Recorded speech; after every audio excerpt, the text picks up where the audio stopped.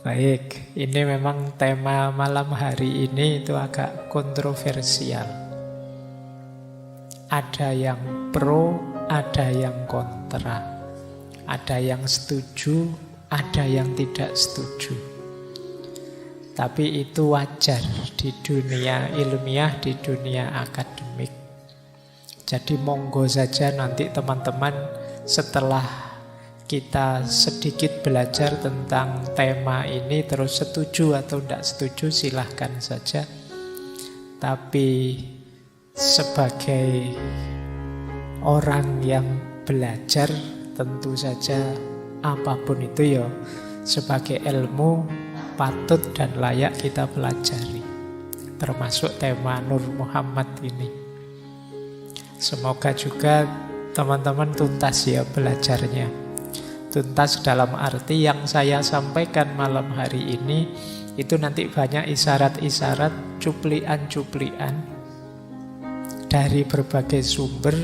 Silahkan teman-teman yang ingin mendalami, ya dalamilah referensi-referensi yang saya sebutkan. Jangan merasa setelah selesai ngaji ini terus mengklaim, sekarang aku ahli tentang Nur Muhammad. Itu belum apa-apa ngaji kita malam hari ini, hanya mancing saja. Silahkan dilanjutkan sesuai porsi dan makomnya masing-masing. Dan saran saya jangan setengah-setengah. Kadang-kadang ilmu itu yang setengah-setengah membahayakan. Saya tiba-tiba ingat ada cerita wayang itu ya. Ketika Raden Abimanyu putranya Arjuna tewas. Di antara sebab dia mengalami bencana tewas itu karena belajarnya setengah-setengah. Jadi saat itu dia ini punya kemampuan bisa menembus satu strategi perang yang jarang orang bisa menembus. Strategi perang ini namanya Cakravyuha. Itu dia bisa masuk dalam jebakan strategi perang itu, cuma ilmunya setengah. Karena ini strategi ini luar biasa, tidak sembarangan orang bisa masuk. Kalau yang sudah bisa masuk menembus, dia tidak sembarangan orang bisa keluar. Nah, cuma Raden Abimanyu ini ilmunya cuma setengah. Dia tahu caranya masuk, tapi tidak tahu caranya keluar. Pada akhirnya dia tewas. Kenapa? Karena saat itu dia belajar dari ayahnya, Raden Arjuna. Cara belajarnya unik. Jadi dia diajari oleh ayahnya sejak dalam perut ibunya. Jadi Raden Arjuna mendiktekan cara mengatasi strategi itu saat dia dalam perut. Sayangnya waktu didikte oleh Raden Arjuna, tengah-tengah mendikte, ibunya ngantuk. Jadi pas bagian menyerang, menerobos, dia bisa. Tapi pas bagian keluar dari kepungan, ibunya tertidur. Ya ibunya tertidur ya karena dia dalam perut ibunya ikut tertidur. Akhirnya ilmunya setengah. Nah itu mungkin pesannya, ya kalau belajar jangan setengah-setengah. Atau kalau masih setengah ya jangan gaya dulu. Jadi kalau masih belum matang ya matangkan dulu. Baik, mau ngomong Nur Muhammad malah cerita wayang. Kita mulai ya pelan-pelan belajar tentang materi Nur Muhammad malam hari ini. Ini nanti akan bertaburan istilah-istilah sufistik, mohon dimaklumi. Kalau malam hari ini belum tertangkap ya direnungi, mungkin kalau ada rekamannya diulang-ulang. Bismillah ya, kita mulai. Ambil nafas dulu sebentar. Oke. Nah, saya awali dari pengertian, nanti pendalaman-pendalaman. Ini namanya memang unik, Nur Muhammad. Istilah ini secara umum masyhur di dunia tasawuf, biasanya dipahami sebagai makhluk Allah yang paling awal paling tinggi, paling mulia, paling utama. Jadi setiap kata itu nanti jadi definisi dan penjelasannya. Dia paling awal, paling tinggi, paling mulia, dan paling utama. Yang kedua, Nur Muhammad ini nurnya Allah, tapi tidak sama dengan Allah. Nah, bukan zatnya Tuhan. Meskipun nanti salah satu pandangan menyatakan Nur Muhammad ini makhluk yang diciptakan sejak azali. Nanti muncul perdebatan kontroversi karena ada beberapa ulama yang bilang dia ini qadim. Nanti yang tidak terima bilang, lu satu-satunya yang qadim kan Allah. Qadim itu melintasi waktu, dia tidak berawal, dia azali. Tapi sementara biarkan ini dulu, nanti kita pahami pelan-pelan. Kemudian, kenapa sih menggunakan nama Muhammad? Kenapa dikaitkan dengan nama Nabi kita Muhammad Sallallahu Alaihi Wasallam? Karena tidak ada satu makhluk pun di dunia ini yang bisa merepresentasikan Nur Muhammad ini secara sempurna selain kekasihnya yang namanya Muhammad. Jadi dia ini makhluk pertama yang nanti jadi awal ciptaan yang lain. Karena dia yang pertama, yang paling dekat dengan Allah, tentu saja dia paling mulia. Nah, yang bisa menerjemahkan nur ini secara purna paripurna itu ya Nabi Muhammad.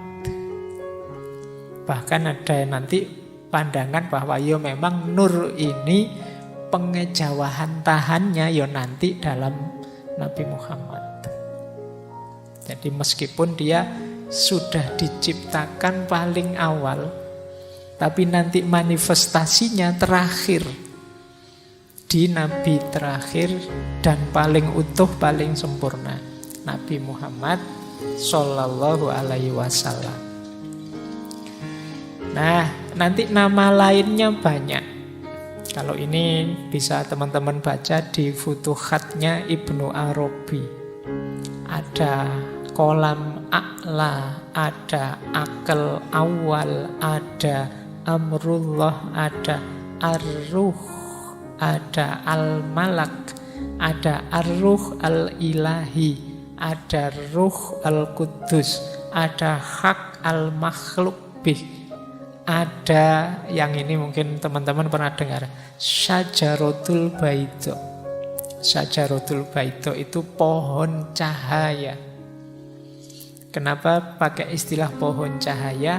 Karena Nur Muhammad ini seperti satu pohon yang darinya keluar banyak ranting dedaunan, yang itu analogi atau isyarat dari semua makhluk yang lain nanti keluarnya melalui Nur Muhammad ini.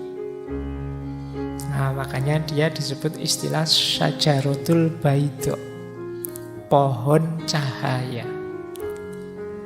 Oke, pokoknya dipahami dulu, ini namanya definisi, ya dimengerti dulu saja, nanti uraiannya di belakang. Jadi dia ciptaan Allah yang paling awal, dia paling utama, paling mulia, dan yang mampu memanifestasikannya secara sempurna, utuh, itu Nabi Muhammad. Bahkan ada yang bilang Nabi Muhammad itulah pengejawantahannya Nur Muhammad, sehingga ya namanya disebut Nur Muhammad. Oke, ini pengertian umumnya.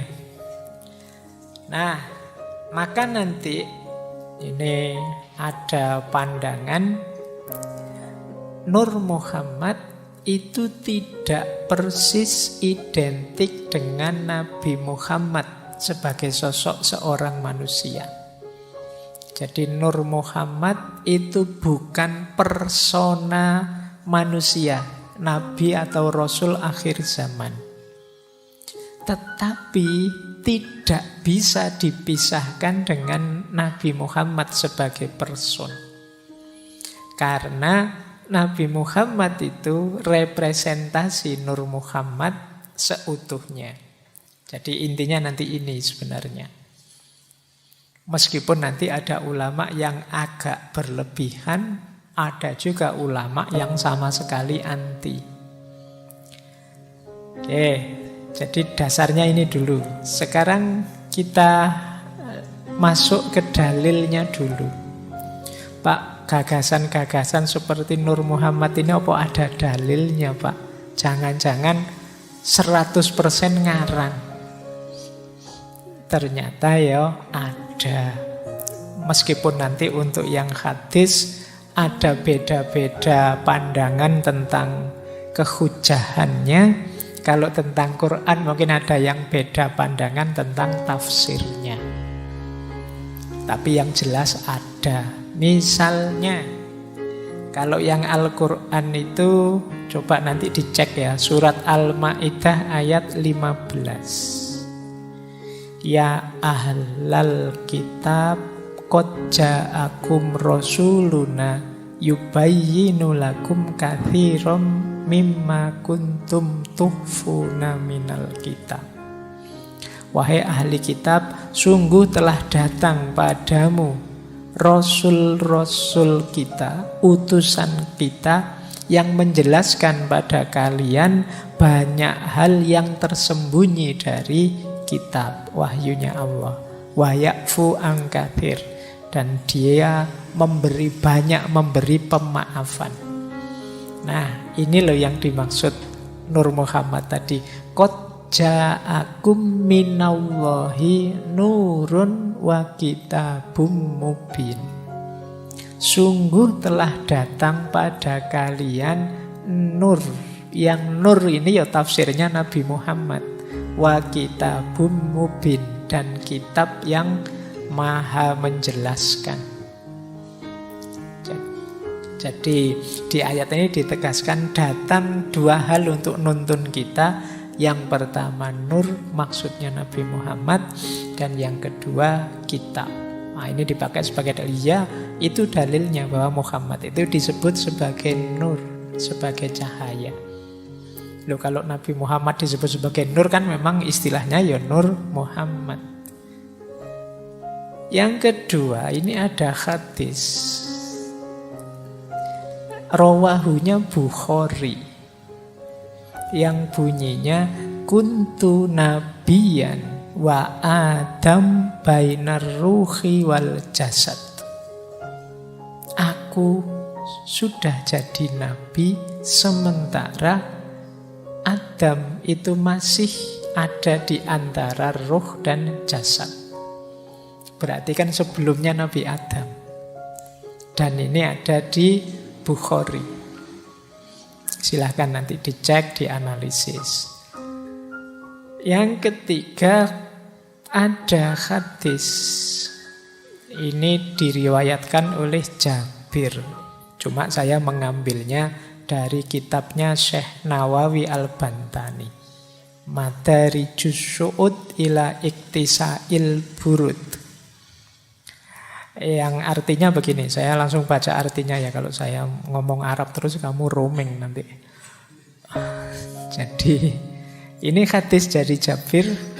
Satu ketika Rasulullah ditanya tentang awal sesuatu, apa sih Rasulullah yang pertama diciptakan oleh Allah? Kemudian Rasulullah menjawab, sesungguhnya Allah menciptakan sebelum segala sesuatu nuru nabiyika, nurnya nabimu. Faja'ala dzalikan nur yaduru bil qudrah. Kemudian menjadikan nur itu beredar, berputar dengan kodratnya sesuai kehendaknya Allah. Dan saat itu belum ada waktu waktu, belum ada lauhil mahfud, wala kolam, belum ada kolam, belum ada surga, belum ada neraka, belum ada malaikat, belum ada manusia, belum ada jin, belum ada bumi, belum ada langit, belum ada matahari, belum ada rembulan. Nanti kalian cek ya hadis ini. Ini juga kontroversi, ada yang membantah, ada yang membenarkan.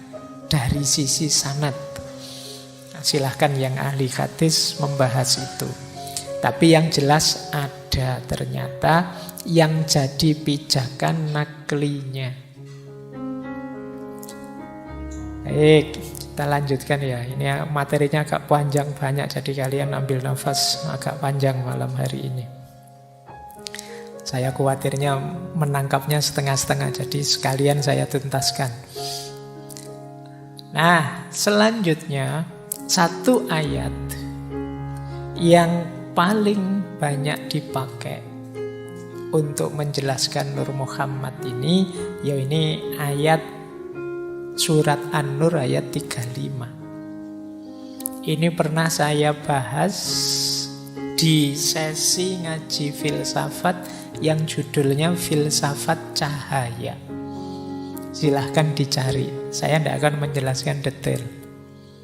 Yang bunyinya Allahu nurus samawati wal ard mathalu nurihi kamishkatin fiha misbah, dan seterusnya. Semoga yang istiqomah ngaji ingat ketika sesi filsafat cahaya itu.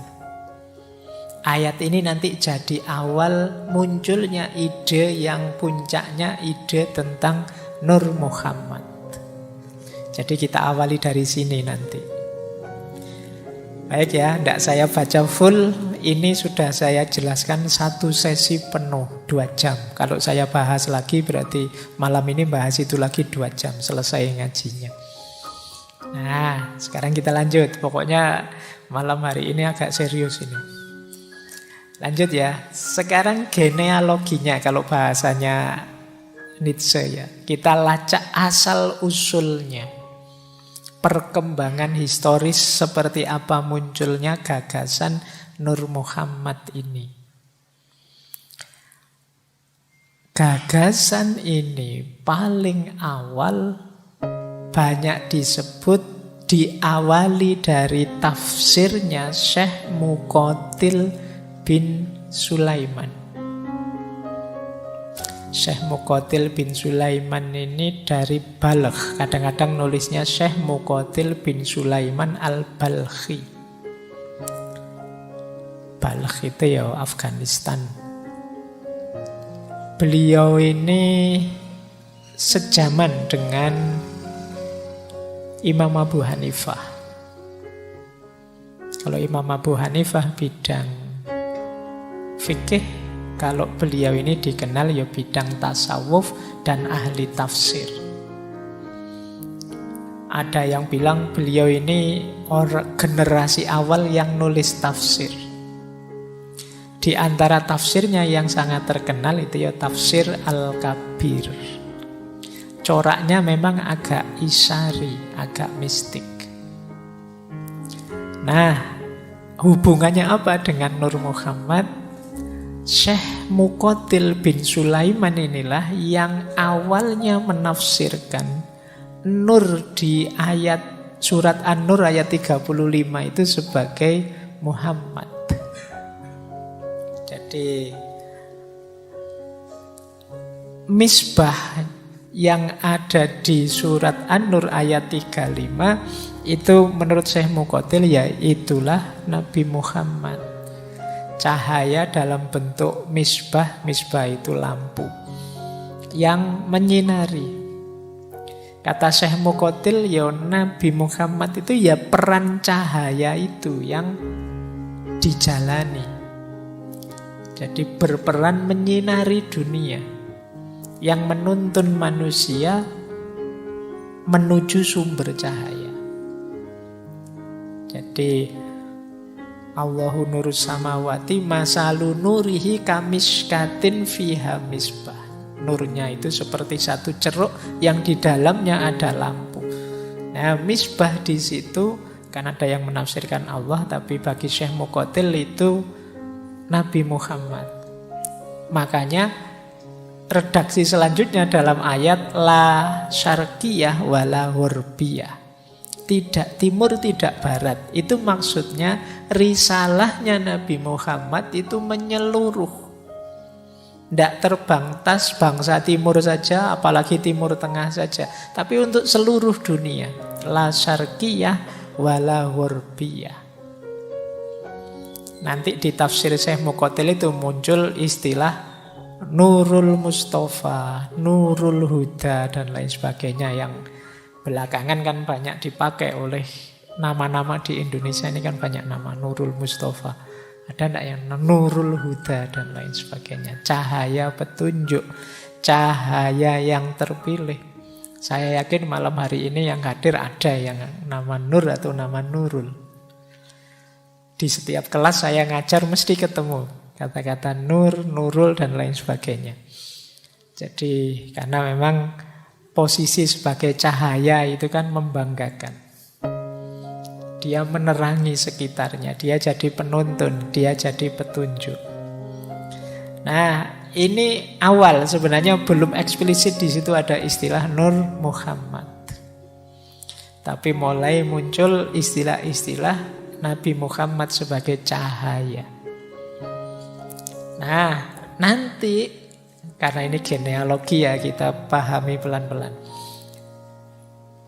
Terus mulai muncul banyak istilah tadi, kekaguman-kekaguman kepada Nabi secara alegoris, secara analogis menggunakan istilah cahaya. Termasuk istilah cahaya di atas cahaya. Nurun ala nurin. Nurun ala nurin ini ditafsirkan makhluk hidup semuanya ini kan dalam dirinya ada kandungan cahaya. Tapi puncaknya cahaya ya Nabi Muhammad itu, ya Nur Muhammad itu. Maka Rasulullah itu nurun fauqa nurin. Dia cahaya di atas segala macam cahaya.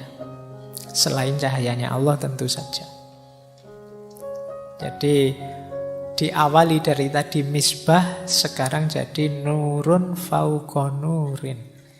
Dan itu kemudian banyak dipakai istilah cahaya ini dalam syair-syair. Yang paling terkenal kan dalam kitab Maulid Barjanzi, karya Syekh Ja'far bin Hasan Al-Barjanzi. Sebenarnya judul kitabnya bukan kitab Barjanji. Judul aslinya itu kalau tidak salah ya Iqdul Jawahir. Jadi yang ditulis oleh Syekh Al-Barjanji itu nama daerah kelahiran beliau, Syekh Ja'far bin Hasan ini. Beliau ini mufti dari mazhab Syafi'i di Madinah. Meninggalnya juga di sana. Jadi beliau nulis Maulid Barjanji ini yang judul aslinya Iqdul Jawahir, atau ada yang bilang Iqdul Jauhar. Isinya sebenarnya sirah nabawiyah, tapi sangat puitis. Dan diantaranya menyebut itu nurun fauqa nurin, anta syamsun, anta badrun, dan anta nurun fauqa nurin. Nanti ada beberapa bagian dari kitab Barjanji itu yang disarahi oleh banyak ulama yang mengindikasikan adanya Nur Muhammad. Baik, sekarang mulai kelihatan ya asal-usulnya. Dari Syekh Muqatil kemudian muncul istilah-istilah status kecahayaan Rasulullah dan pengagungan terhadap beliau menggunakan istilah cahaya. Terus ya, cuma istilah definitif kata-kata Nur Muhammad itu baru muncul pada Syekh Sahal Al-Tustari. Jadi Ini ya beliau sufi dari Persia, kelahirannya Tustar, daerah Iran. Beliaulah orang pertama yang menggunakan istilah dan merumuskan konsep Nur Muhammad. Jangan salah, kalau teman-teman baca sejarahnya Syekh Sahal ini, beliau ini sudah jadi sufi sejak balita. Umur 3 tahun sudah belajar tasawuf pada pamannya. Kalian umur 3 tahun masih umbelen. Masih ngiler, masih tidak karu-karuan. Syekh Sahal ini sudah belajar tasawuf pada pamannya. Dan nanti banyak cerita-cerita karomah-karomah beliau. Kalau kalian kan kalau cerita senengannya karomah-karomah. Ada banyak. Ada yang bilang beliau ini kuat tidak makan sampai 70 hari. Tidak usah ditanya kenapa begitu. Itu namanya karomah. Ya kalau masuk akal saja ya namanya bukan karomah. Di antara keistimewaan yang diberikan oleh Allah. Ada terkenal sekali satu ketika beliau berdoa, ya Allah, anugerahilah aku kemampuan melihat rasa lapar sebagai rasa kenyang, demikian juga sebaliknya. Karena baik rasa lapar maupun rasa kenyang itu semuanya darimu. Nah itu menarik ya kalau pakai teori pikiran kemarin, apa-apa ya dari pikiran sebenarnya. Kan banyak cerita-cerita orang itu bisa tidak makan apa-apa karena terjebak di mana. Saya pernah baca zaman penjajahan Jepang itu ada orang yang karena terkurung di jadi romusa, tidak ada makanan, sampai yang dimakan itu pasir dan batu bata. Sehingga sampai merdeka pun dia masih punya kemampuan makan batu bata itu. Loh ternyata bisa. Tidak terbayangkan ya, mungkin kalau ke belakang keluarnya semen, keluarnya makanannya batu bata. Tapi bisa. Syekh Sahal Al-Tustari juga begitu, dikenal kuat menahan lapar. Ada cerita satu ketika orang pingin nguji, apa bener orang ini memang tidak makan, ibadah terus. Ternyata pernah pula, ternyata makan, tapi bukan makan sembarang makan. Jadi ada riwayat satu ketika orang yang sekian lama meneliti itu melihat di satu malam saat beliau ibadah malam, Syekh Sahal ini tiba-tiba muncul dari pintunya masjid itu datang seekor kambing. Entah dari mana. Yang oleh Syekh Sahal terus diajak ngobrol, bicara dengan bahasa Persia. Di riwayatnya memang diajak ngobrol dengan bahasa Persia, mungkin kambing Persia. Kalau kambing Jawa mungkin diajak ngomong bahasa Jawa. Nah, setelah itu Syekh Sahal ngambil gelas, kemudian dari kambing itu beliau mendapat susu dan diminum. Jadi ternyata ada karomah yang lain. Jadi beliau tidak nyari makan, tapi makanannya datang. Ini kan prinsipnya para sufi, orang-orang yang sudah ada di makom tajrid, itu dia sudah tidak mikir dunia lagi karena dia pasrahkan sepenuhnya urusan dunianya pada Allah. Jadi dia tidak ngurusi lagi besok aku makan apa, kerja apa, dapat apa. Itu sudah di luar pikirannya. Dia hanya fokus menomorsatukan Allah saja. Urusan duniaku biar diurusi Allah. Ini namanya orang yang sudah nyampe makom tajrid. Nah, cuma jangan ditiru. Makommu belum ada di sini. Kalau kita kan, ini kalau pakai istilahnya Syekh Ibnu Athaillah, makom kita itu masih makom asbab. Masih sebab akibat. Kalau pengen kenyang ya makan. Kalau pengen dapat makanan ya punya uang. Kalau pengen punya uang ya kerja. Ini sebab akibat. Kita masih ada di situ. Jangan gaya di makom tajrid. Jadi kalau orang di makom asbab kok terus ambisius pengen naik ke makom tajrid, kata Syekh Ibnu Athaillah itu namanya hawa nafsu. Tapi kalau sudah nyampe makom tajrid, yo jangan mau repot seperti orang di makom asbab. Itu namanya degradasi. Jadi setiap orang sesuai makomnya. Lupa kan enak nanti yang di makom tajrid, nanti dia berarti levelnya lebih tinggi dari kita. Enggak. Di makomnya masing-masing silahkan mendekat pada Allah sesuai jalannya. Kalau kita yang di makom asbab, yo kita mendekat pada Allah sesuai kondisi kita, makom kita. Karena ridhonya Allah itu jatuh pada siapa, sepenuhnya hak prerogatifnya Allah. Jadi kalian tidak perlu minder, Pak saya itu apa, Pak saya itu levelnya enggak. Yo lakukan kebaikan semaksimal mungkin di makommu, di levelmu. Tidak usah nunggu, Pak saya besok aja Pak rajin ibadah, kalau sudah makom saya naik setengah-setengah wali lah, ya sudah nyampe makommu masih ada di situ, ya jalankan saja yang kamu mampu di levelmu. Nah, Sufi awal yang dikenal mengkonsep Nur Muhammad ini beliau, Syekh Sahal Al-Tustari ini. Beliau juga nulis tafsir. Di tafsir beliau lah nanti muncul gagasan tentang Nur Muhammad ini. Jadi menurut Syekh Sahal Al-Tustari, ini konsep-konsep yang saya jelaskan di awal tadi banyak ngambil antara lain dari konsep awal Syekh Sahal Al-Tustari ini. Jadi yang pertama apa? Allah sebelum menciptakan alam semesta, yang diciptakan duluan adalah Nur Muhammad. Jadi ini ciptaan Allah yang paling awal. Mungkin ada yang protes, kok begitu sih Pak, kok tidak nyambung sih Pak. Kata Syekh Nawawi Al-Bantani, loh itu hak prerogatifnya Allah, mau menciptakan yang awal itu apa.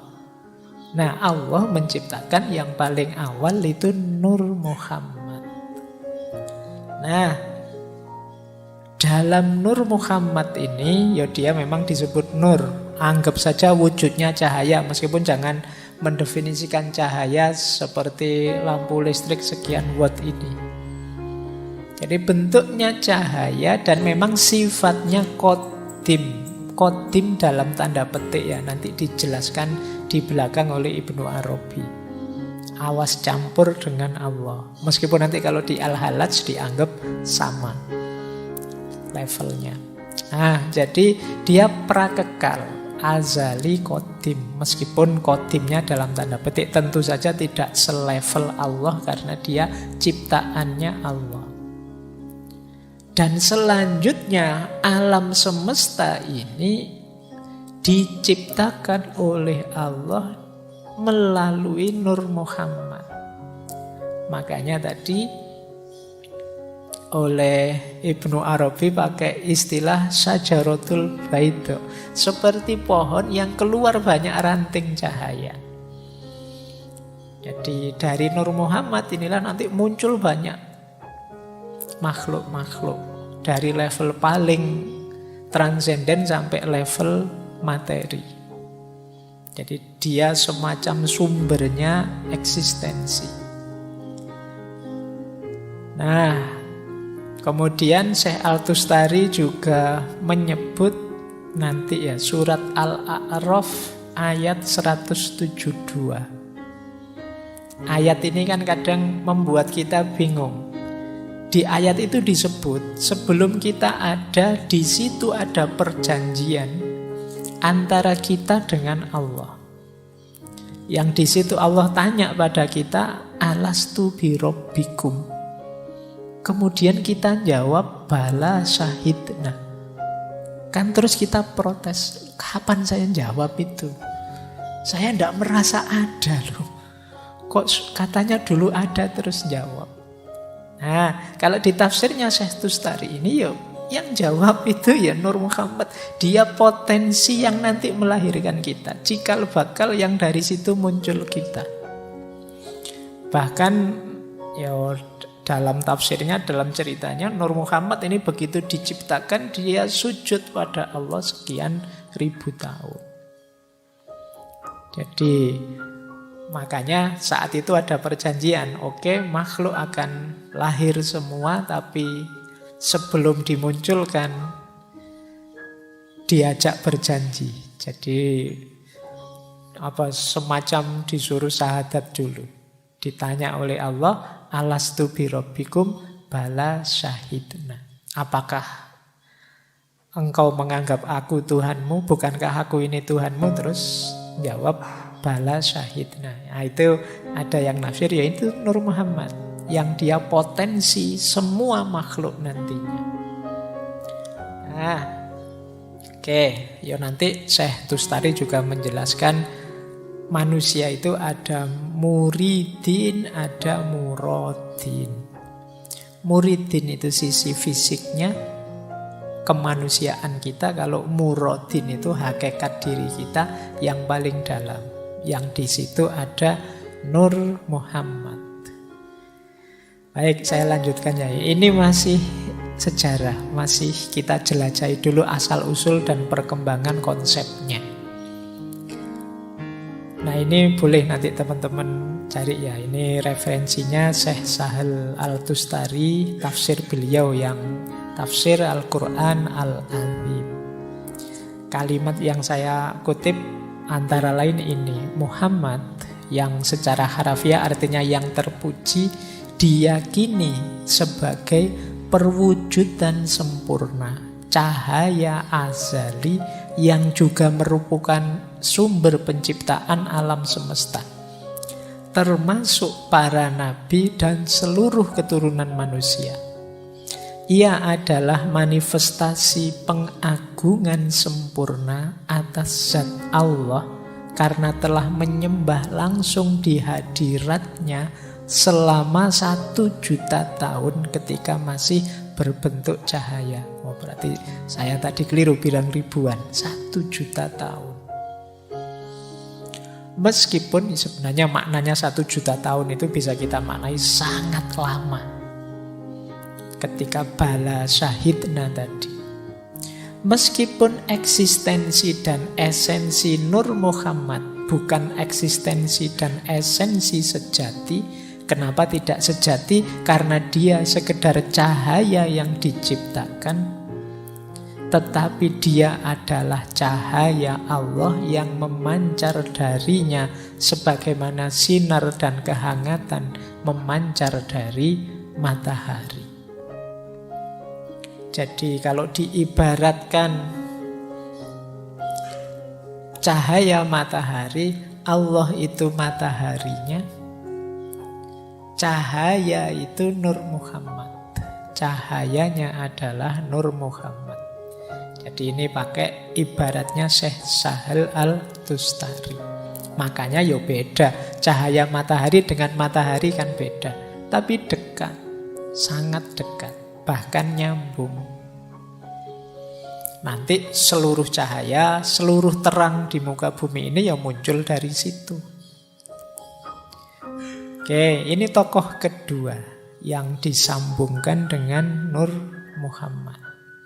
Tokoh ketiga, muridnya Syekh Sahal antara lain Abu Mansur Al-Hallaj.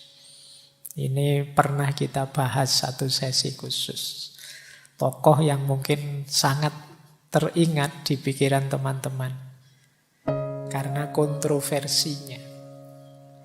Nah, pandangan Al-Tustari ini sangat berpengaruh nanti terhadap Husain bin Mansur Al-Hallaj ini.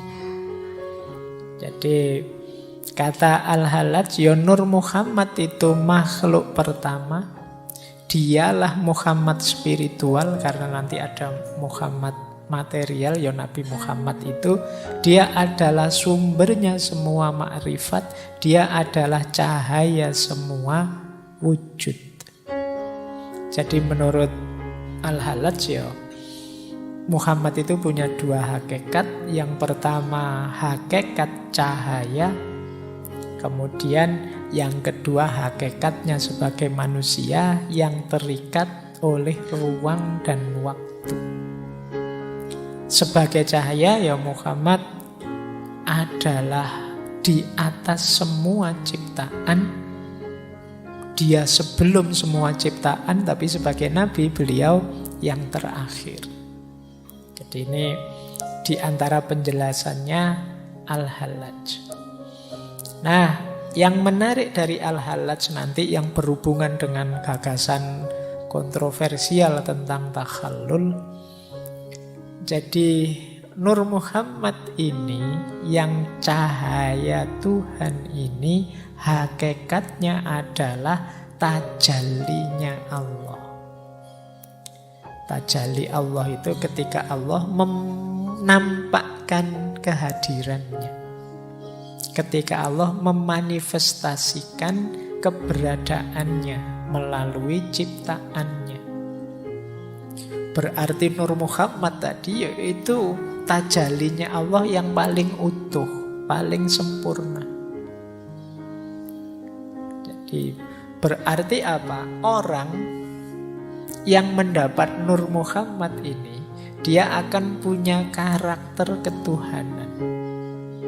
Karena karakternya Nur Muhammad ini yang paling mirip dalam tanda petik ya dengan Allah, dengan Tuhan. Karena dia tajallinya Allah yang paling utama, yang paling dekat, yang paling pertama.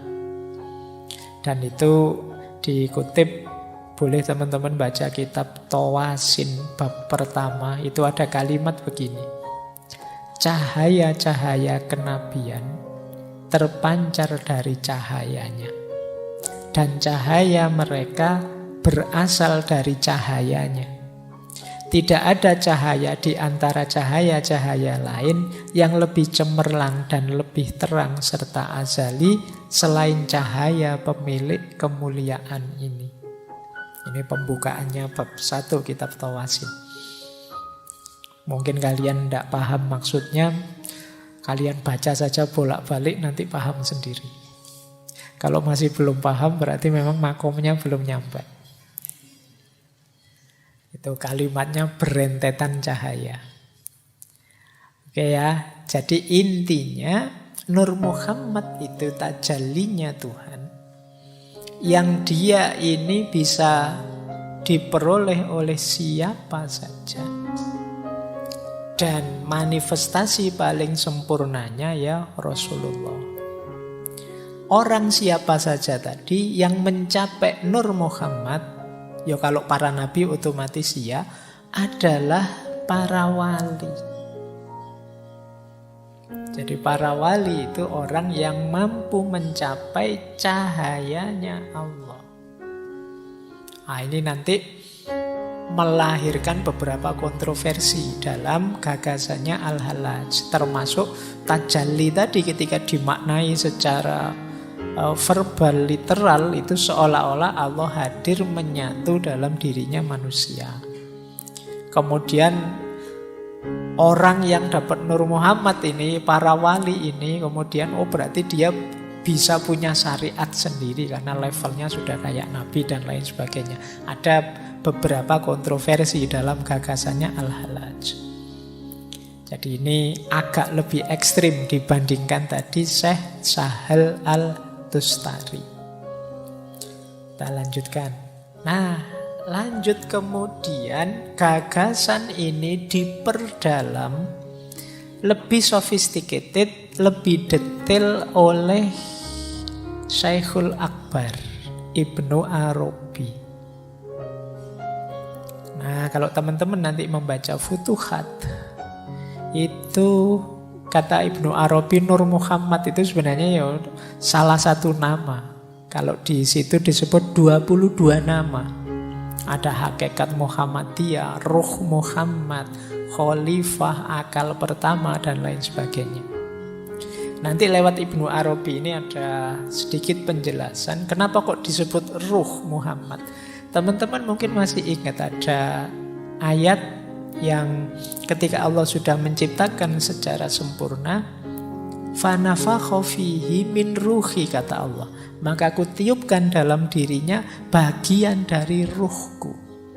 Ini kalau ditafsir pandangannya Ibnu Arabi, Fanafakha fihi min ruhi. Ruhi itu ruh Muhammad itu ya Nur Muhammad itu. Jadi bukan Allah sendiri yang ruhnya masuk dalam diri manusia.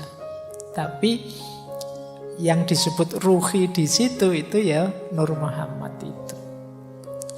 Jadi untuk menghindari tadi ya persatuan takhallul gaya al-Hallaj. Jadi yang ada dalam diri kita itu bukan Allah tapi Nur Muhammad, ciptaan Allah, cahaya ilahi, ruhnya Allah. Jadi ruhnya Allah itu Nur Muhammad yang dimasukkan dalam diri kita. Inilah yang harus kita cari, karena ini yang hakikat hidup kita yang sejati itu ya cahaya itu. Kalau kita ingin jadi manusia sejati sesuai fungsi dan tujuan penciptaan kita, kita harus menemukan Nur Muhammad itu dalam diri kita. Orang-orang yang sampai ke sana namanya wali. Orang yang diberi anugerah Nur Muhammad itu oleh Allah nanti namanya nabi. Jadi ini penjelasan dari Ibnu Arabi. Kenapa sih kok Nur Muhammad itu lahir? Nanti Ibnu Arabi mengawali dari satu hadis qudsi yang bunyinya ana kanzun mahfiyun fa khalaqtul khalqa fabi arafuni. Aku itu khazanah yang tersembunyi, maka aku ingin dikenal. Untuk bisa dikenal apa? Aku menciptakan makhluk, dan makhluk itulah nanti yang mengenaliku. Jadi kenapa kok Allah menciptakan makhluk? Yang pertama kok Nur Muhammad? Karena Allah ingin dikenali. Maka diciptakanlah makhluk yang paling sempurna, paling perfect, paling dekat, dan paling mirip dalam tanda petik dengan Allah, sehingga mudah nanti mengenali Allah. Berarti tugas utamanya makhluk, kalau sesuai hadis ini, hadis qudsi ini, ya berarti untuk mengenali Allah. Karena Allah itu laisa kamislihi syai'un, tidak bisa digambarkan seperti apapun, ya Allah menciptakan makhluk biar kita bisa lebih mudah mengenali Allah. Nah, makhluk prototipe yang paling perfect, jembatan yang paling memudahkan kita mengenali Allah, ya Nur Muhammad ini. Nah, itulah tafsirnya Ibnu Arabi. Jadi makhluk itu jalannya Allah untuk bertajalli, menampakkan dirinya. Jadi dalam diri setiap makhluk sebenarnya terdapat kandungan ilahiyah, yang itu yang harus kita hidupkan. Baik, ini pelan-pelan ya, nanti kita urai. Ini masih mentah pikirannya mereka, para sufi, para tokoh. Lanjut, ini saya belum nafsir-nafsir ya, saya hanya mengikuti yang ditulis. Kemudian melanjutkan tadi ya, manusia itu adalah tajallinya Tuhan yang paling sempurna. Dalam arti di antara semua makhluknya Allah, yang paling dekat kualifikasi dan kualitasnya dengan Allah itu manusia. Di antara semua manusia, yang paling puncak, paling sesuai karakter dan ciri-cirinya dengan Allah itu Nur Muhammad. Dan Nur Muhammad ini manifestasi konkretnya ada pada Nabi Muhammad. Jadi ini rentetan logiknya. Nah, nanti kata Ibnu Arabi, ya Nabi Adam dan Muhammad itu sama-sama bapaknya manusia. Kalau Rasulullah Nabi Muhammad yang manifestasi Nur Muhammad tadi adalah Abul Arwah, kalau Nabi Adam itu Abul Jasad. Jadi Bapak rohani kita itu Nur Muhammad, bapak jasmani kita itu Adam. Yang Nur Muhammad itu manifestasi lahiriahnya ya Nabi Muhammad. Maka kata Ibnu Arabi, dalam diri kita itu ada unsur-unsur kemuhammadan. Atau kalau di kitabnya ya ada unsur-unsur Muhammadiyah. Jangan tanya yang NU ada di mana. Iya.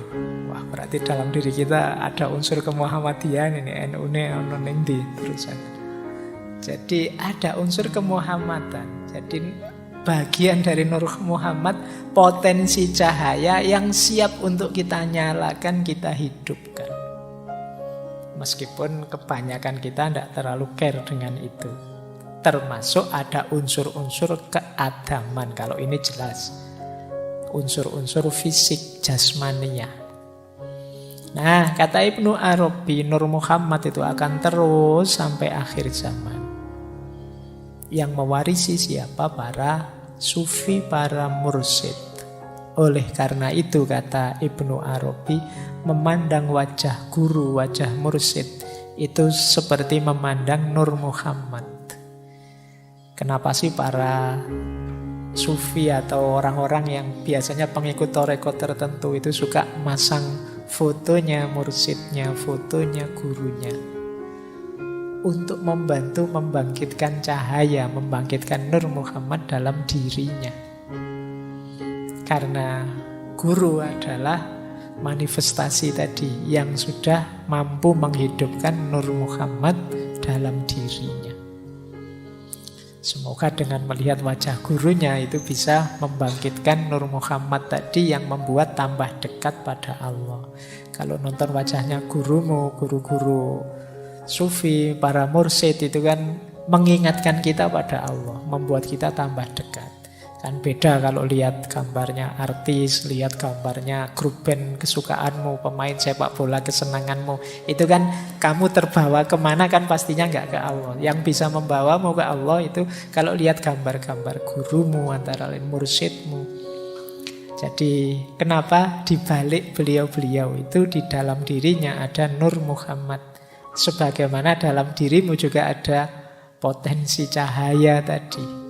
Jadi biar frekuensimu nyambung dengan frekuensi mereka. Berarti kamu sebagaimana beliau tambah dekat pada Allah. Ini Ibnu Arabi. Kita lanjutkan. Sekarang ke murid beliau, Syekh Abdurrahman Al-Jili. Beliau ini muridnya Ibnu Arabi, masih keturunannya Syekh Abdul Qadir Al-Jilani. Beliau panjang sekali menafsir tentang Nur Muhammad ini.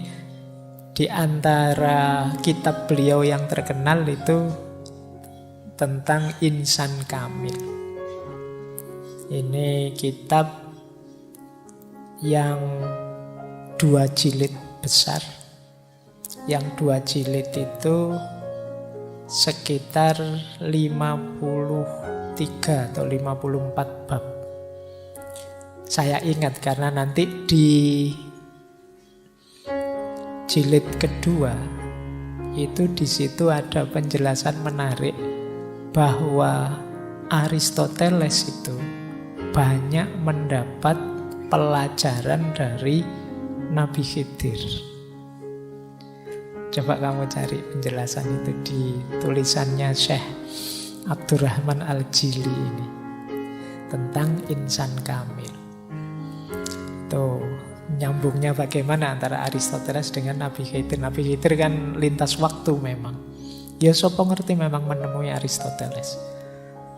Dan Aristoteles bisa belajar dari beliau itu berarti punya kapasitas spiritual tertentu. Aristoteles. Kadang-kadang kita aja ketemu Nabi Khidir mungkin tidak kenal.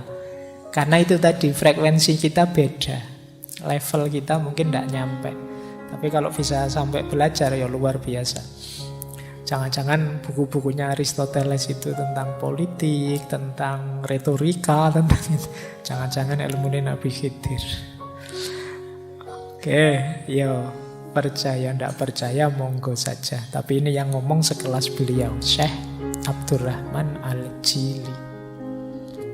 Baik, ada beberapa yang mungkin perlu kita garis bawahi dari Syekh Al-Jili ini. Beliau melanjutkan gurunya tentang tadi ya, kuntu kanzan mahfiyan fa ahbabtu an u'rafa fa khalaqtul khalqa fa bi arafuni. Aku adalah khazanah tersembunyi, kemudian aku ingin dikenal, lalu kuciptakan makhluk. Dan dengan makhluk itu mereka mengenali aku. Nah, kata-kata kholqo tadi, kata Syekh Abdurrahman Al-Jili, tegasnya fa khalaqtul kholqo itu berarti fa khalaqtu Nur Muhammad. Maka aku ciptakan Nur Muhammad yang jadi sebabnya alam semesta. Kemudian nur tadi masuk dalam diri para nabi, para rasul, para aulia, orang-orang soleh yang menjadi cerminnya Allah, yang menggambarkan dirinya, namanya, sifatnya, dan af'alnya. Jadi ini mungkin lebih realistis tafsirnya Syekh Al-Jili. Jadi ya ndak di semua orang, karena mungkin ada orang yang jahat, ada orang yang gelap. Fabi arafuni tadi, dengan makhluk mereka mengenaliku, ya makhluk yang baik, yang soleh, yang dekat dengan Allah, yang sadar ketuhanannya Allah. Dan itu para nabi, para aulia, para ulama yang dalam dirinya Nur Muhammad ini hidup. Dari merekalah orang bisa sadar, bisa kenal tentang Allah.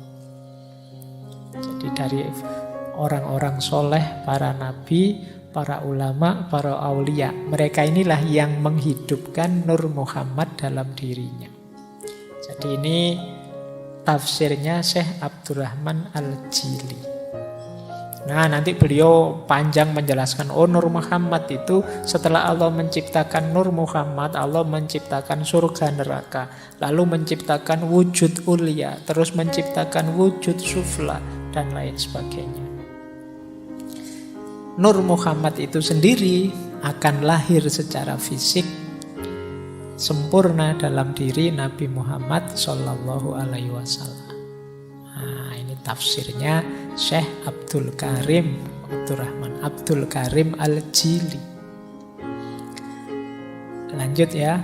Nah, beliau saya bilang tadi nulis kitab Insan Kamil. Insan Kamil ini adalah perwujudan Nur Muhammad. Dan hanya Nabi Muhammad yang bisa disebut insan kamil yang hakiki. Nabi-nabi yang lain ya memang perwujudan insan kamil. Para ulama, para aulia iya, mungkin dalam diri kita sedikit iya. Tapi perbandingan insan kamil yang lain dengan Nabi Muhammad, kata Syekh Abdul Karim Al-Jili, itu perbandingan antara yang sempurna dan yang lebih sempurna. Yo, insan kamilnya nabi-nabi yang lain juga para wali sempurna, namanya kamil. Tapi Rasulullah ini lebih sempurna, memanifestasikan insan kamil. Kalau menurut Syekh Abdul Karim Al-Jili ini ya, insan kamil itu ada level bidayah, ada level tawasud, ada level khitam.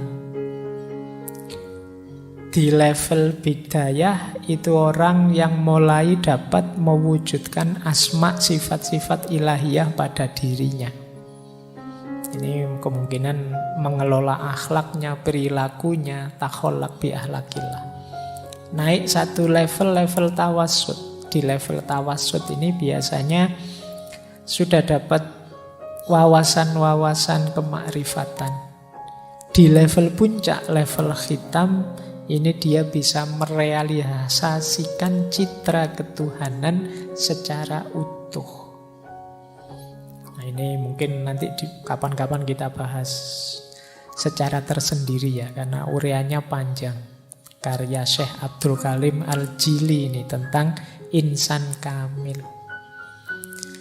Selanjutnya kata Syekh Abdul Karim Al-Jili, insan kamil ini muncul setiap zaman, sejak Nabi Adam sampai puncaknya Nabi Muhammad. Siapapun yang bisa mengaktualkan amalan dan tindakan seperti yang dilakukan oleh Nabi Muhammad, maka dia sebenarnya sedang menghidupkan citra yang paling tinggi yang bisa diperolehnya sebagai insan kamil. Jadi kalau kita bingung, Pak, gimana caranya saya menghidupkan Nur Muhammad dalam diriku? Ayo kita ikuti cara hidupnya Nabi Muhammad. Karena beliaulah yang memanifestasikan Nur Muhammad secara paripurna. Nah, itu makanya kemarin di awal-awal sesi kan kita langsung masuk ke akhlak dan adabnya Rasulullah. Loh, penting kita hidupkan itu dalam rangka, yaitu caranya untuk menyalakan, menghidupkan Nur Muhammad dalam diri kita. Yuk kita langsung niru pada yang paling puncak, menghidupkan Nur Muhammad, yaitu Nabi Muhammad sendiri. Jadi caranya mudah, niru. Mungkin kalian gerundel, ya mudah Pak kalau diceramahkan, kalau dijalankan ya tidak segampang itu. Kemarin kalian kan kalau pas kita ngaji akhlak dan adabnya itu kan kalian cuma bisa wow saja kan, wah kan gitu aja nih yo. Setelah ngaji yo hidup kembali seperti biasanya. Nah, padahal kita ada amanat itu. Katanya tadi kan semoga kita bisa jadi jalan dikenalinya Allah. Karena kita diciptakan itu antara lain Allah menciptakan makhluk itu untuk Allah agar dikenali. Jadi paling tidak orang kalau lihat kalian itu yo kesadaran ilahiyahnya muncul. Wah, nonton anak kok sesoleh ini, jadi ingat Allah aku kalau nonton kamu. Nah itu berarti lumayan kamu bisa membuat orang mengenali Allah dari melihatmu. Kayak kalian kalau lihat para ulama, para wali itu kan jadi sadar Allah. Cuma kan mungkin sekarang ya belum, kita masih di level-level kalau orang lihat kita mungkin pengen mukuli, pengen jengkeli masalahnya. Oke, lanjut ya, ini kita sudah sampai pada Syekh Abdul Karim Al-Jili.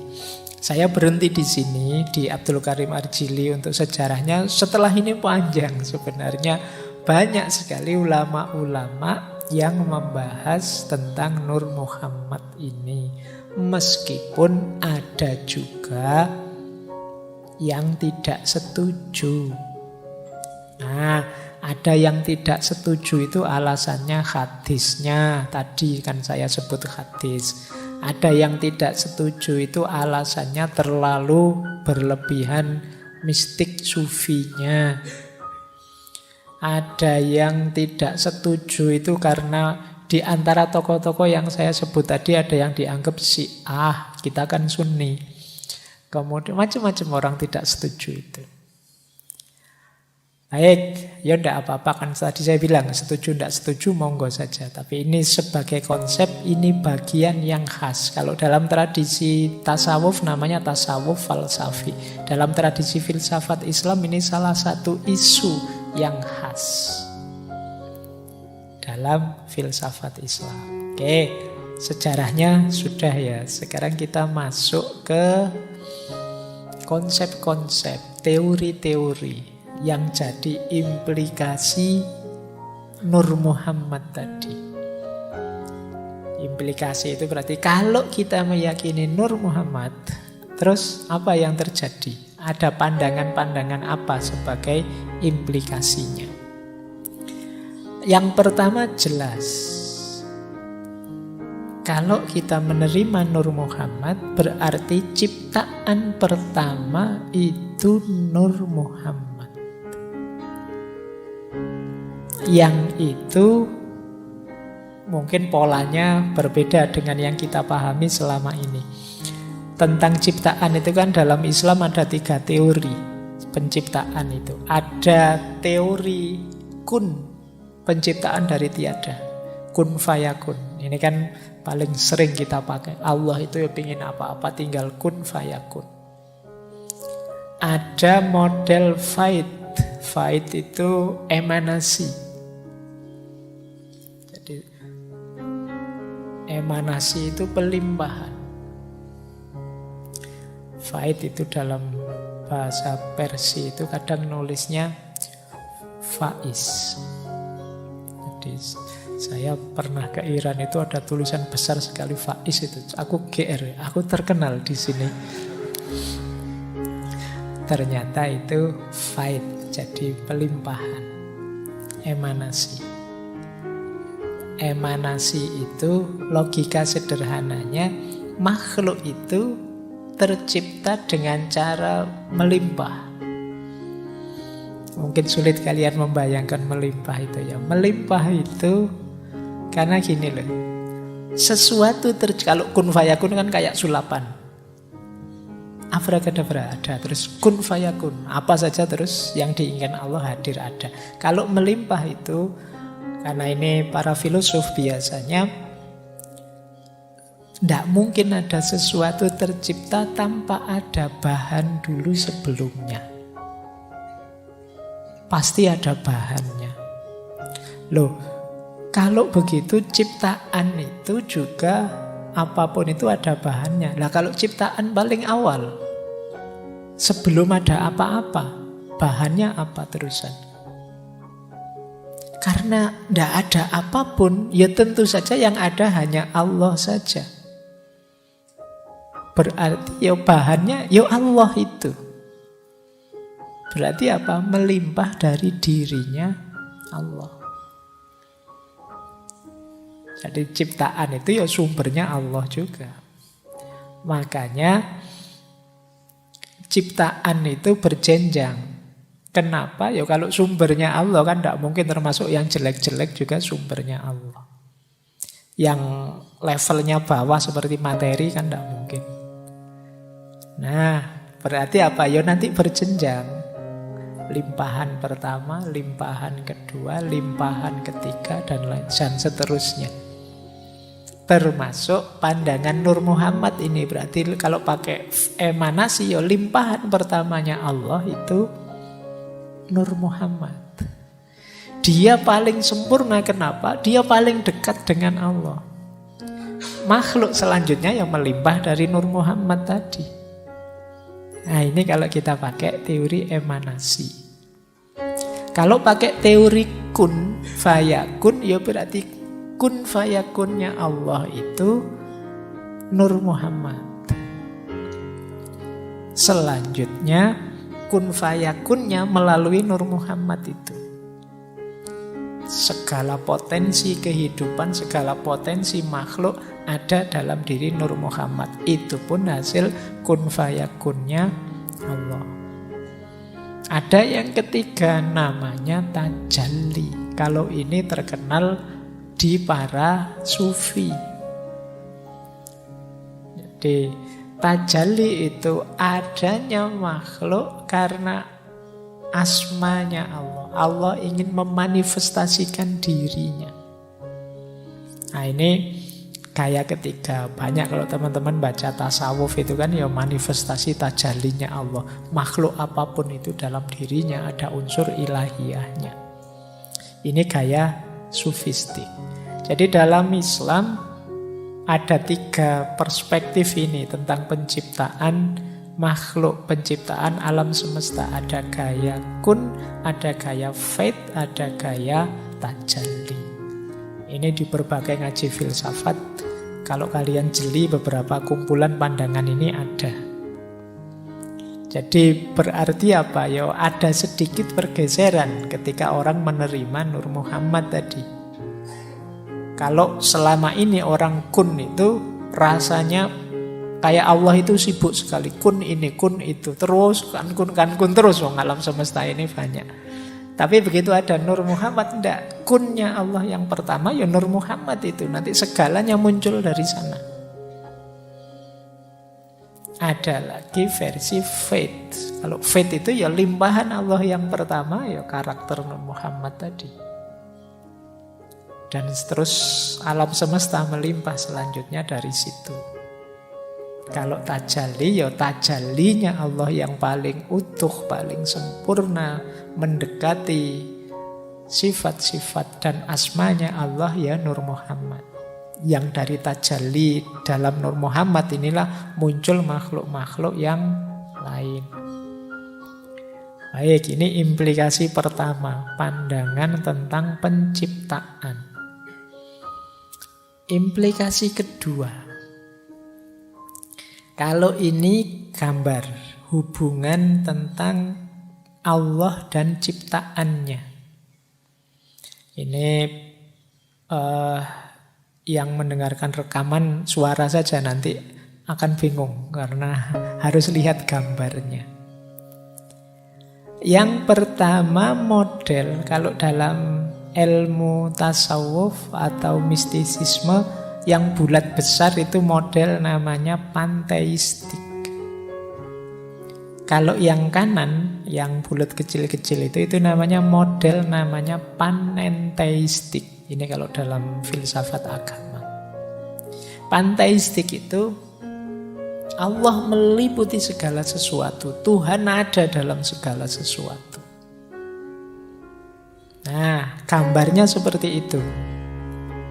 Jadi mungkin mudahnya ya. Kalau dalam Al-Quran ada ayat wallahu bikulli syai'im muhit. Allah itu meliputi segala sesuatu. Meliputi itu kan sekeliling kita ini ya ilahiyah semua. Meliputi kayak misalnya ada satu barang di tangan saya terus saya genggam. Itu kan barang ini diliputi oleh tangan saya. Jadi alam semesta itu diliputi oleh Allah. Kalau bahasanya Al-Quran ya Allahu bikulli syai'im muhit. Berarti makhluk-makhluk itu berada dalam Allah. Nah, ketika pandangan Nur Muhammad masuk, tidak langsung Allah. Tapi yang bersentuhan langsung dengan makhluk itu Nur Muhammad. Maka gambar yang putih itu Nur Muhammad. Yang kuning itu Allah. Jadi ini coraknya berbau panteistik. Yang ada di pikirannya Al-Hallaj itu yang kiri itu. Jadi makhluk itu ya Allah karena dia berada dalam satu entitas. Ada yang kanan. Yang ini mungkin Abdul Karim Jili tadi dan Ibnu Arabi. Dalam diri setiap makhluk ada unsur ilahiyahnya. Cuma bukan Allah langsung, tapi melalui Nur Muhammad. Jadi berarti apa? Yang saya bilang tadi wa nafakha fihi min ruhi itu sebenarnya yang disebut cahaya ruh dalam diri kita itu ya Nur Muhammad itu. Ya memang dia manifestasi tajallinya Allah yang paling dekat dengan Allah. Kalau kita kebingungan melacaknya, ikuti saja manifestasinya Nur Muhammad yang utuh, yaitu Nabi Muhammad. Nah, ini pandangan tentang hubungan antara Allah dan ciptaannya. Yes. Kalau anak-anak kampus kan mudah kalau membaca gambar-gambar kayak gini. Kecuali yang memang tidak mudah. Oke ya, paling tidak kalian bisa menangkap itu ya. Jadi hubungan kita dengan Allah itu gambarnya kayak gimana sih? Coba kamu balik. Banyak orang gambarnya ya terpisah sama sekali. Allah di sana, aku di sini. Nah, tapi ada juga yang gaya bulat besar itu, ada juga yang gaya bulat kecil-kecil. Kita lanjutkan. Nah, nanti ada pula pandangan tentang alam semesta. Termasuk ini alam ini dalam tanda petik ya. Ini kalau dalam dunia tasawuf yang disebut alam itu sebenarnya analogis tentang keberadaan atau wujud. Implikasi dari Nur Muhammad tadi ya muncul banyak pandangan. Dan ini banyak sufi-sufi Nusantara juga memegangi pandangan Nur Muhammad ini. Sehingga muncul banyak pandangan termasuk tentang alam. Ada martabat 5, ada martabat 7, dan lain sebagainya. Itu implikasi dari Nur Muhammad. Nah, dalam dunia tasawuf, alam itu ada 6 level. Ini saya ambil salah satu teori saja untuk memudahkan kita membaca tentang semesta-semesta, tentang wujud. Ada yang paling eksklusif, namanya alam hahut. Kalau di Inggris kan mungkin hines, tentang kediaan. Ini alam paling tidak mungkin dijangkau, yaitu yang berhubungan dengan zatnya Allah. Inilah yang laisa kamislihi syai'un. Inilah alam yang ghaibul ghuyub. Paling misteri, paling tidak mungkin dijangkau. Allahnya sendiri di level zat. Ini yang mungkin maksudnya hadis, jangan memikirkan tentang zatnya Allah. Larangan ini bukan untuk mengekang kebebasanmu, tapi sebenarnya karena menyayangimu, biar kamu tidak buang waktu sia-sia, tidak akan nyampe. Allah yang di level ahadiyah. Ini level alam hahut, alam kediaan. Nah, ada lagi yang kedua, namanya alam yahud. Alam yahud ini level wahdah namanya, level keesaan. Di sini muncullah yang tadi kita kenal sebagai Nur Muhammad dari cahayanya. Allah itu nur dan cahayanya itulah namanya Nur Muhammad. Nah, ini Allah di level kediaannya dan Nur Muhammad. Jadi kalau di yang pertama hanya Allah saja, di yang kedua sudah ada Nur Muhammad. Ini alam wahdah. Kemudian alam ketiga, alam lahut. Alam lahut ini ya Allah, Nur Muhammad dan sifat-sifatnya plus potensi segala macam makhluk dalam Nur Muhammad. Jadi ini alam level 3, namanya alam wahdaniyah. Wahdaniyah satu-satunya. Kalau wahdah itu kesatuan, keesaan. Kalau ahad itu ketunggalan, sudah tidak bisa dijangkau. Jadi yang ketiga alam lahut. Di alam lahut ini Allah, ada Nur Muhammad dan makhluk, tapi dalam potensi yang ada dalam diri Nur Muhammad. Ini alam level 3. Lanjut. Saya tidak tahu kalian, pokoknya diikuti saja ya. Ngaji malam hari ini sampai mana penangkapanmu. Kapan-kapan sopo ngerti 10-20 tahun lagi kamu jadi wali, kamu dengerin lagi ngaji ini. Terus ya, yang keempat namanya alam Jabarut. Alam Jabarut ini nanti disebut wahidiyah, kesatuan. Dari kata-kata Jabar, Jabar itu kekuasaannya Allah. Nah, kalau tadi makhluk itu potensial, sekarang makhluk itu lahir dalam bentuk jiwa secara umum. Di sini nanti ada Lauhil Mahfud, ada Ummul Kitab, ada kolam. Ini di alam Jabarut ini. Nah, inilah nanti yang oleh Allah, alastu birabbikum, terus dijawab bala syahid. Ini dalam bentuk jiwa-jiwa secara umum, masih belum ada materi. Dari alam Jabarut nanti turun, ada namanya alam malakut. Alam malakut ini jiwa-jiwa tadi sudah punya bentuk, tapi masih imateri. Jadi di sini nanti ada jiwanya binatang, jiwanya tumbuhan, ini jiwanya manusia, ini jiwamu, ini jiwa. Ini adanya di alam malakut. Yang paling akhir alam nasut. Alam nasut itu alam materi. Jadi disinilah nanti jiwa-jiwa tadi masuk dalam jasad, dalam wadah yang sudah disiapkan sebelumnya. Oh, ini pandangan tentang Nur Muhammad ini ya ternyata ada implikasinya dalam level-level alam.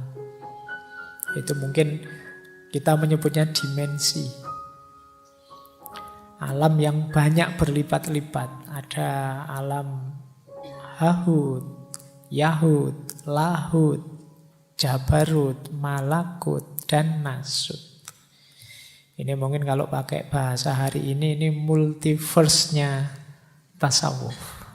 Jadi hari ini kan rame tentang multiverse itu kan, berlipat-lipatnya alam. Ternyata ya di tasawuf sudah lebih duluan punya teori tentang alam yang berlipat-lipat. Jadi hidup ini ternyata tidak sekedar yang kita jalani dan nanti sesudah mati. Ternyata ada banyak level-levelnya. Oke, jadi ini pengaruh terhadap pandangan tentang alam. Lanjut. Kemudian pengaruhnya terhadap pandangan tentang sejarah. Teman-teman mungkin akrab dengan kalimat laulaka ya Muhammad ma khalaqtul aflaq. Hadis qudsi. Atau ada yang bilang laulaka ma khalaqtul aflaq. Kalau bukan karena engkau Muhammad, aku tidak akan menciptakan alam semesta ini. Ini sering dimaknai betapa cintanya Allah pada Muhammad. Tapi ini dalam konteks Nur Muhammad, ini mempengaruhi pembacaan kita terhadap sejarah. Jadi versi Nur Muhammad ini berarti sejarahnya manusia, sejarahnya Bani Adam, itu hakikatnya adalah sejarah Muhammadiyah. Enggak usah takut NU meneh. Saya bilang Muhammadiyah mesti bayanganmu NU. Sejarah kemuhammadan. Jadi Bani Adam, Nabi Adam itu sekitar 6.000-an tahun sebelum Masehi, 600 ribuan sekian itu kan di Ibnu Katsir. Itu sebenarnya sejarah Muhammad. Ini menjelaskannya susah. Bayangkan gini, wis. Film tentang siapalah superhero yang kamu senang siapa? Misalnya film tentang Iron Man. Sutradaranya pengen bikin film Iron Man. Itu kan detail peristiwa, fasilitas, barang, siapa penjahatnya dan lain sebagainya disiapkan dengan fokus pada Iron Man-nya kan. Jadi kalau film ini semacam tokoh utamanya, hero-nya. Jadi semua cerita, semua fasilitas, semua narasi itu sebenarnya mendukung sang hero ini. Itu kan kalau film. Loh, kisahnya tentang Nur Muhammad dan Nabi Muhammad dalam hidup ini mirip seperti itu. Jadi Allah itu sangat cinta pada Nabi Muhammad, maka diciptakanlah alam semesta. Dalam rangka apa? Mensukseskan manifestasi Nur Muhammad dalam diri Nabi Muhammad tadi loh.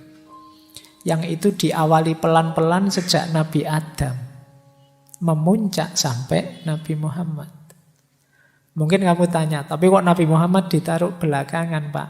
Loh yo lakon itu kan yo datangnya belakangan. Kalau hero itu kan yo mosok datang paling awal. Biasanya kalau sudah masalah memuncak, beliau hadir. Jadi termasuk hadirmu, siapapun kalian, itu dalam rangka mengikuti irama naskah cerita kemuhammadan tadi. Maka sadari kemuhammadanmu itu, ikuti ritmenya tokoh utama ini loh. Karena dialah yang jadi fokusnya Tuhan. Jadi dia yang paling dicintai, yang dibuatkan cerita, mudahnya begitu. Biar kelihatan betapa sempurnanya Nur Muhammad dalam diri Nabi Muhammad, ya segala narasi, segala cerita disesuaikan. Yang cerita awal diawali sejak Nabi Adam dengan segala dinamikanya nabi-nabi selanjutnya sampai 124.000 seperti kemarin. Dan puncaknya, hero-nya dalam tanda petik ya tokoh utamanya muncul pada diri Nabi Muhammad. Jadi cerita hidup kita, cerita hidupnya Bani Adam itu hakikatnya adalah cerita tentang Muhammad. Oleh karena itu, eman-eman kalau kalian lupa dengan beliau ini. Ini tokoh utamanya di sini. Oke ya, bahkan innallaha wa malaikatahu yusholluna 'alan nabi. Memberi sholawat. Memang fokus perhatiannya selalu beliau, tokoh utamanya. Kayak kalian nonton film itu kan nunggu tokoh utamanya muncul. Kalau pas perang ya nunggu tokoh utamanya menang. Jadi polanya seperti itu. Jadi kita membaca sejarah itu berarti ya sejarah kemuhammadan. Karena laulaka ya Muhammad ma khalaqtul aflak. Berarti saya itu tidak penting ya Pak. Kalau kamu ingin dianggap penting, ikuti iramanya Nabi Muhammad. Teladani dia, maka kamu akan jadi orang penting di depan Allah. Karena kehadiranmu hakikatnya dalam rangka perwujudan cintanya Allah pada Nabi Muhammad. Oke, ayo nanti kamu renungi lagi ya hakikat kedirianmu. Cuma ini memang berat diterima karena manusia itu egois.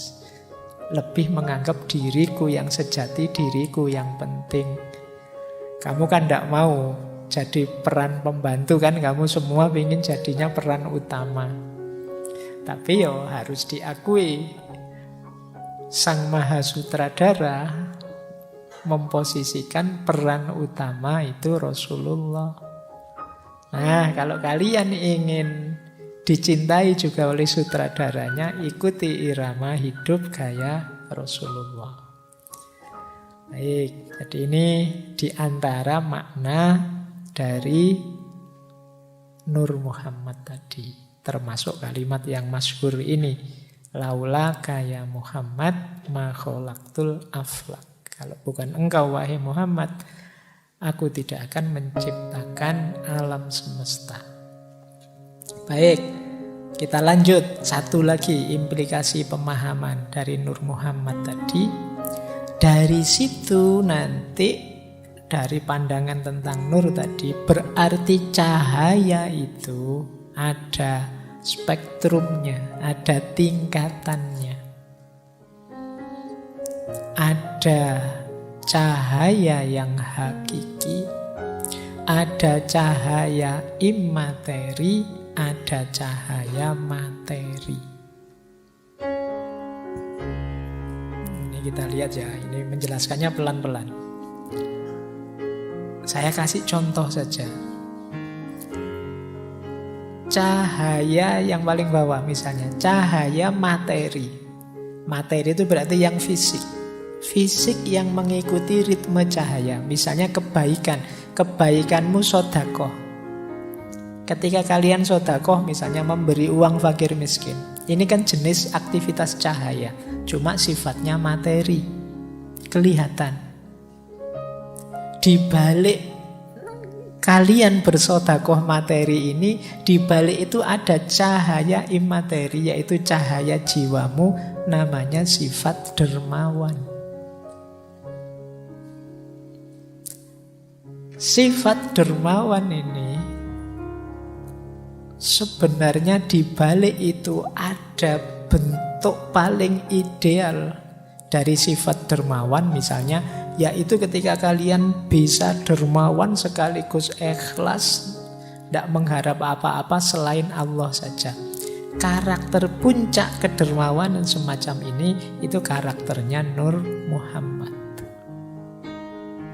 Dari mana sumbernya karakter puncak Nur Muhammad semacam ini? Dari cahaya yang hakiki, yaitu Allah. Jadi ini level-levelnya cahaya. Kalian belajar misalnya, membaca buku. Membaca buku itu belajar. Ini cahaya materi, di level materi. Aktivitas yang baik, aktivitas yang soleh. Sifatnya kan kematerian, kelihatan, bisa dilihat oleh panca indera, tapi jenisnya cahaya. Nah, ini lahir kalian bisa membaca karena cahaya imateri, yaitu kesadaranmu untuk iqra, untuk belajar. Ini kan jenis cahaya juga. Nah, pola iqra yang paling ideal itu ikutilah Nur Muhammad. Yang sumbernya cahaya yang hakiki, yaitu Allah. Nah, ini level-level cahaya namanya, spektrum cahaya. Dari level paling materi sampai level paling tinggi. Pak opo yo memang diawali yo ada juga yang tidak tersentuh cahaya. Misalnya kalau tadi sedekah ya berarti yang tidak tersentuh cahaya itu berarti pelit. Tidak mau ngasih apa-apa, ini berarti dia tidak tersentuh cahaya, namanya kegelapan. Ada yang cahaya di materi tapi imaterinya tidak. Kamu sedekah tapi pamrihnya besar. Nah, ada yang imaterinya bercahaya tapi belum memuncak, tidak sampai level Nur Muhammad yang sempurna. Ya kayak kita, wah saya bukan nabi ya Pak, tidak bisa seikhlas itu misalnya ya. Tapi itu tetap cahaya meskipun belum puncak. Jadi yuk kita berusaha memuncak. Nah, jadi ini tingkat-tingkatan cahaya namanya. Oke ya. Terus nanti diulang lagi, didengarkan. Ada banyak contoh tentang ini dalam hidupmu. Jadi kalau ingin mencahayai hidupmu secara sempurna, ya cahaya materi dinyalakan, cahaya imateri dalam dirimu dihidupkan, dipuncakkan sampai level Nur Muhammad. Oke, lanjut. Saya tutup malam hari ini dengan pandangannya Imam Nawawi. Tadi sudah saya singgung sedikit pendapatnya Imam Nawawi Al-Bantani. Kan banyak kontroversi-kontroversi tentang Nur Muhammad ini. Kata Imam Nawawi, kalau ada orang kok rewel, tidak mau menerima konsep ini, ya tidak apa-apa. Tapi kata beliau, konsep Nur Muhammad itu kan tidak sulit sebenarnya dipahami. Karena dia statusnya adalah makhluknya Allah, bukan Allah kok. Dia itu ciptaannya Allah yang pertama sebelum menciptakan makhluk lainnya. Keimanan kita, kata Syekh Imam Nawawi Al-Bantani, kepercayaan kelompok Ahlus Sunnah wal Jamaah tidak akan cacat, ternoda, terkontaminasi atau sesat hanya karena mempercayai konsep Nur Muhammad. Kepercayaan kepada Nur Muhammad tidak membuat kita jatuh pada lubang tasbih atau musyrik, menyerupakan Tuhan atau menyatukan Allah dengan Nur Muhammad. Nur Muhammad ini statusnya makhluk, tidak sama dengan Allah. Hanya saja makhluk yang paling utama, yang paling mulia, yang paling penting di hadapan Allah. Dan itu kan hak prerogatifnya Allah untuk menciptakan makhluk yang paling awal siapa dan apa. Nah, ini komentarnya Imam Nawawi Al-Bantani. Itu kitabnya sudah saya tulis, silakan dicari. Kitabnya bisa di-download gratis, tapi bahasa Arab. Ya, judulnya Madarijus Su'ud ila Iksa'il Burud. Isinya mensyarah Barzanji. Baik, terakhir, saya tidak berani panjang-panjang. Ini ulama-ulama yang membahas Nur Muhammad. Jadi banyak kok ulama yang mengulas ini.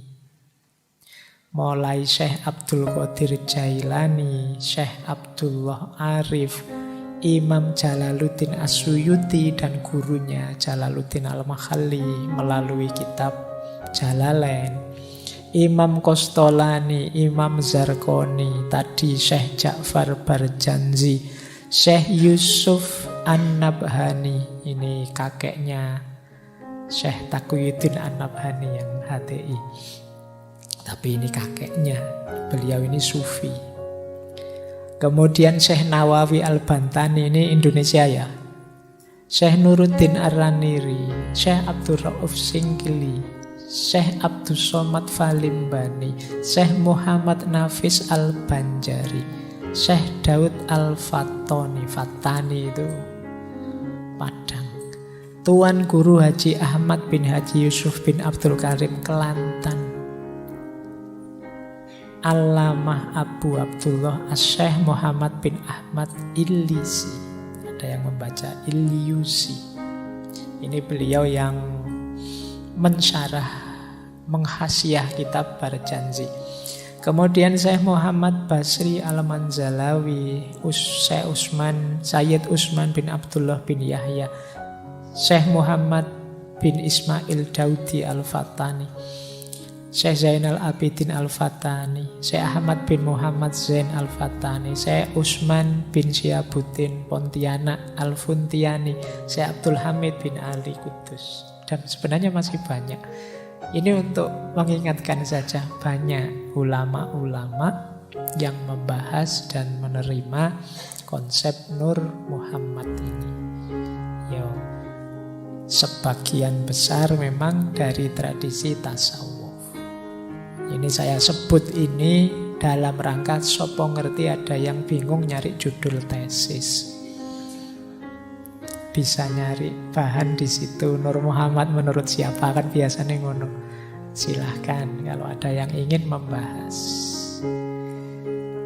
Baik, saya kira malam hari ini itu ya. Saya tidak bisa menangkap sejauh mana kalian bisa memahami materi malam hari ini.